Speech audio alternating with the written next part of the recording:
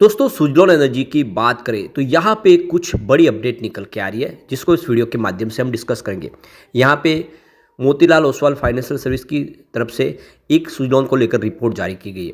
सुजलॉन के आने वाली संभावनाओं को देख के और पीछे बैकग्राउंड को उन्होंने सारे अच्छे से कवर किया। उसमें उस रिपोर्ट को अच्छे से समझेंगे कि सुजलॉन ने पिछले काफ़ी समय से कितनी मुसीबतों से बाहर निकल के किस तरह से अपनी पोजीशन को ऊपर लाया। और दूसरी तरफ अगर आप देखें तो पूरा विंड एनर्जी सेक्टर इस समय किस सिचुएशन पे है और आने वाले समय क्या इसकी संभावना है, क्योंकि विंड एनर्जी एक फ्यूचर है जो आप देखें तो क्लीन एनर्जी के नाम पे होने जा रहा है। उसमें सोलर हो या विंड, इसी का आने वाला फ्यूचर दिखाई दे रहा है। ऐसे में क्या सुजलॉन के लिए आने वाला जो समय है वो ठीक हो सकता है। सुजलॉन के अंदर अभी देखें तो प्रमोटर की होल्डिंग बहुत कम है। यही लोगों को बार बार चिंता होती है, क्या प्रमोटर अपनी होल्डिंग बढ़ा पाएंगे। समझने की कोशिश करते हैं इस वीडियो के माध्यम से। लेकिन फ्रेंड्स उससे पहले अगर आप पहली बार हमारे चैनल पे आए तो चैनल को सब्सक्राइब कर दीजिए, एक बेल आइकॉन दबा दीजिए ताकि जब भी नया वीडियो बने पहला नोटिफिकेशन आपको मिले। वीडियो पसंद आए तो लाइक से ज़रूर कीजिए। चलो फ्रेंड्स वीडियो स्टार्ट करते हैं। मैं हूँ आपका दोस्त SB दवे और हमारे अपने चैनल ऑनलाइन कमाई में आपका बहुत बहुत स्वागत है। तो सबसे पहले BSE सेंसेक्स की बात करें। आज 81,496 के स्तर पर क्लोजिंग थी। यहाँ पे 13 पॉइंट की हल्की सी गिरावट देखने को मिली, यानी 0.016% की गिरावट थी।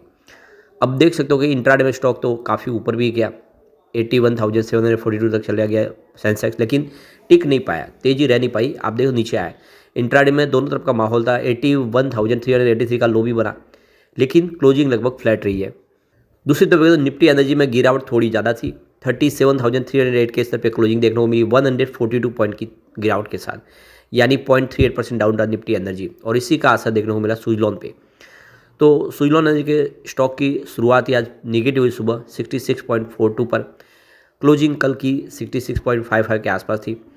इंट्राडे में 65.85 का लो भी बना, निचले लेवल पे स्टॉक गया, लेकिन वहाँ से कुछ खरीदारी देखने को मिली, कुछ संभावना पॉजिटिव बनी, जिसकी वजह से इसने 67.20 का हाई भी बनाया। लेकिन बाजार में निगेटिव माहौल था, उसका असर बिल्कुल यहाँ पे देखने को मिला और नतीजा ये रहा कि स्टॉक फिर 66.07 के आसपास क्लोजिंग दी है, जहाँ पे 0.72% की हल्की सी गिरावट थी, यानी गिरावट 1% से नीचे थी। अब सुजलॉन एनर्जी को लेकर MOFSL यानी Motilal Oswal financial service limited ने एक रिपोर्ट जारी की गई है। मोतीलाल ओसवाल का कहना है कि इसका जो IPO 2005 में आया था और वो ओवर सब्सक्राइब हुआ था, लोगों ने जम के बढ़ चढ़ के इसमें हिस्सा लिया था। तो यहाँ पे MOFSL की तरफ से देख सकते 29वीं annual wealth creation study report जारी की गई है। उसमें कुछ एग्जाम्पल के साथ बताया कि किस तरह से मार्केट में शेयरों में हमने अप डाउन देखी है। तो यहाँ पे एग्जाम्पल सुजलॉन एनर्जी का दिया गया है और ये देख सकते हो कि यहाँ पे पिछले 5 सालों में देखें तो यहाँ पे आपको जो है इसमें 96% का डाउनफॉल देखने को मिलेगा। तो 2015 में जो शेयर था 34 के आसपास, वो गिरते हुए देख सकते हो कि 2020 में ₹1.5 के आसपास आ गया, 1.50 के आसपास। तो ये देख सकते हो कि वहाँ से उसने एक अच्छा खासा बाउंस बैक भी दिया। तो सुजलॉन एनर्जी की शुरुआत ईयर 2000 से काफ़ी पहले हो गई थी और देख सकते हो कि इन्होंने अपना मार्केट में एक अच्छी ग्लोबल पोजीशन बनाई। इंडिया के अलावा भी विश्व के कई देशों में कंपनी अपने कारोबार को आगे बढ़ाना शुरू किया। तो देख सकते हो कि IPO आया था 2005 में, काफ़ी अच्छी प्राइस देखने को मिली, लेकिन 2008 में जब आर्थिक मंदी आ गई और देखिए 11 ब्रदर्स की वजह से पूरा मार्केट क्रैश कर गया, तो सुजलॉन का शेयर भी ज़बरदस्त नीचे आ गया और लगातार गिरने लगा, गिरते गिरते बिल्कुल नीचे आ गया। तो यहाँ पे MOFSL की तरफ से रिपोर्ट में कहा गया कि सुजलॉन एनर्जी ने लगातार बहुत सारे एक्विजिशन किए। यहाँ पे इन्होंने हैंसन ट्रांसमिशन का 2006 में अधिग्रहण किया करीब 431 मिलियन रुपीज़ में और मिलियन यूरो में, और उसके बाद में RE पावर सिस्टम का इन्होंने 1.4 बिलियन यूरो में इन्होंने फिर से अधिग्रहण किया। और इस डील की वजह से देखें तो इनका जो कंपनी का डेट था वो लगातार बढ़ा। तो देख सकते हो कि जो फाइनेंस से 2005 में डेट कंपनी का 400 करोड़ के आसपास था, वो बढ़ते हुए देख सकते हो कि 18,000 करोड़ तक पहुंच गया फाइनेंस से 2015 में। तो 400 से 18,000 करोड़ का सफ़र, कंपनी ने लगातार एग्रेसिव रूप से कंपनियों का अधिग्रहण किया और कंपनी का कर्ज बढ़ते गया और बाद में इतने भारी भरकम कर्ज में कंपनी को आगे बढ़ना मुश्किल हो रहा था। तो उस समय दिलीप संघवी ने साथ दिया था और उनकी वजह से वो एक बार बच गए थे, उन्होंने बड़ी इक्विटी ली थी। सुजलॉन के लिए एक और बड़ा जो झटका था कि इन्होंने जो ब्लेड बनाई थी विंड टर्बाइन के लिए वो फेल कर गई थी और वो विश्व के कई देशों में इन्होंने लगाई थी और वो देख सकते हो कि उन ब्लेड को उनको रिप्लेस करना पड़ा क्योंकि वो ब्लेड डिफेक्टिव थी। इसमें कंपनी को भारी भरकम खर्च हुआ, करीब कॉस्टिंग आई उनकी 100 मिलियन डॉलर की, और सारी रिप्लेस करने के वजह। तो यह एक बहुत बड़ा भार पड़ा और कंपनी के ऊपर, और एक रेपुटेशन भी कंपनी की उस समय ख़राब हुई। और इस घटना के बाद जो ऑर्डर मिलने वाले थे मोतीलाल ओसवाल की तरफ से, कहा गया कि वो ऑर्डर आने सुजलॉन को बंद हो गए। सुजलॉन की इमेज एक बार ख़राब हो गई वहाँ पे। और जो एनुअल इनकी कैपेसिटी, एडिशनल कैपेसिटी 3000 मेगावाट के आसपास चली थी, वो 1500 मेगावाट के आसपास आ गई। तो कंपनी को जब यहाँ पे देखो कि 2005 में 400 करोड़ का प्रॉफिट था, वही कंपनी देख सकते हो कि फाइनेंशियल 2015 तक 9200 करोड़ के लॉस में आ गई। यानी कहाँ पे कंपनी प्रॉफिट में थी, वही भारी भरकम लॉस में आ गई। क्योंकि जो आर्थिक मंदी आई थी उसके बाद में यूएस के बाज़ार में, यूरोप के बाज़ार में इनका कारोबार कम हुआ, वहाँ पे डिमांड बहुत कम हो गई, और ऐसे में सुजलॉन को सर्वाइव करना मुश्किल हो गया। तो देख सकते हो कि सुजलॉन ने 2020 के बाद एक एक स्टेप उठाने शुरू किए। इन्होंने देख सकते हो कि यहाँ पे fully paid up equity share जारी, कन्वर्टेबल डिबेंचर बॉन्ड के माध्यम से एक फंड रेज किया करीब 4450 करोड़ रुपीज़ का। इसके माध्यम से इन्होंने अपने कर्ज को खत्म करना शुरू किया। तो देख सकते हो कि 30 जून 2020 में कंपनी ने रिजोल्यूशन प्लान लाया, और इस रिजोल्यूशन प्लान के तहत जो कर्ज था कंपनी उसको रिस्ट्रक्चर किया। सरकार का सहयोग मिला, सरकारी कंपनियों ने जो बैंकों का कर्जा चुका दिया, जिससे सुजलॉन को बड़ी राहत मिल गई।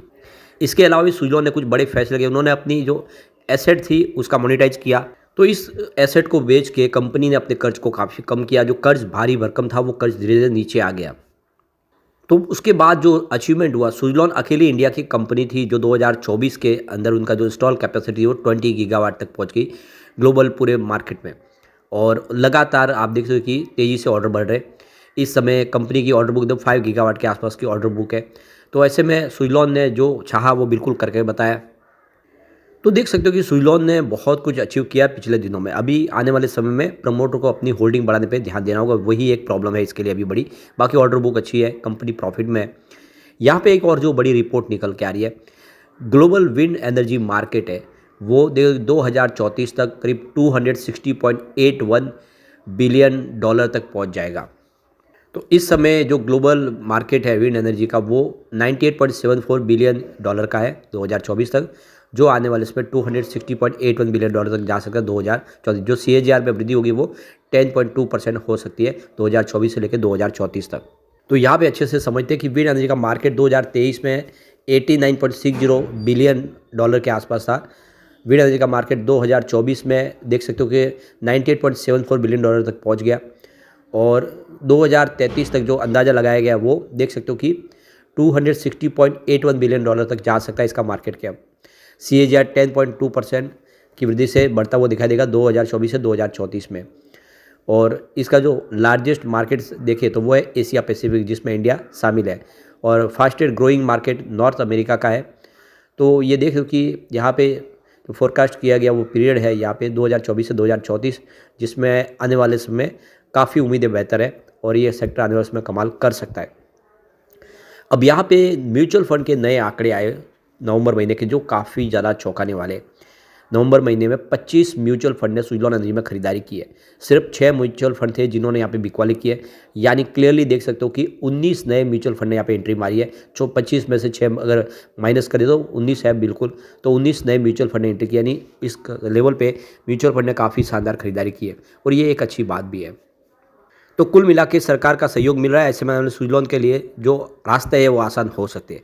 लेकिन फ्रेंड्स, कोई भी इन्वेस्टमेंट करने से पहले अपने फाइनेंशियल एडवाइजर से एडवाइस ले ले, या अपना खुद का रिसर्च करें, क्योंकि मैंने वीडियो आपके एजुकेशनल पर्पज़ के लिए ही बनाया। वीडियो पसंद आए तो लाइक से जरूर कीजिए और चैनल को सब्सक्राइब कर दीजिए। Thank you friends.